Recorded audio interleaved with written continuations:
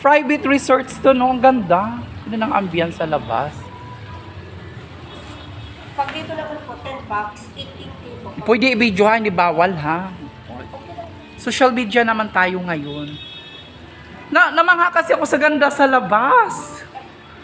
Oo. Sobra. Araw-araw ate for private, kasama na yung room nito. Ano Dito po, dalawang room. Ano pangalan niya? Saglit private villa. Saglit private ray. Yan yung dining. Pag dito po, lahat po na nandito, pwedeng gamitin. Anong telephone number niyo ate? Sa page na lang po. Sige, meron. Po. Saglit private na. Dito lang to sa may no? Project 8 po dito. Ala, ate, iba-vlog ko to. O, diba? Ang taray. Namangha kasi ako ate, naglalakad ako sa labas. Sabi ko, kuya, ba't ang anong binubungkal mo dyan? Meron pa po. Dalawa po lang dito. Sige, ito todo ko na ate. I-upload ko na to sa Facebook ko. Dalawang room to. Dalawa po. Magkano nga ate?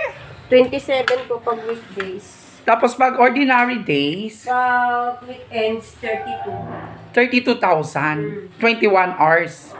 Good for? 20 bucks. Okay. Sobra po naman, additional 500 per head. Walang bongga ate.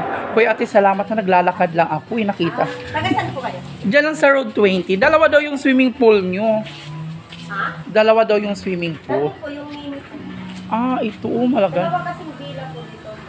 Ang- Mini po dito sa mini. Ang linis pa ng tubig niya. O diba? Ate, salamat ha. Ang ganda. Biyaran po sa taas. Okay. Patago kasi ate. Thank you ate. Bye-bye. Anong page nyo? Saglit po. Saglit. Private villa. Okay, Saglit Private Villa. Diba? Nakaloka yun. So, ayan siya.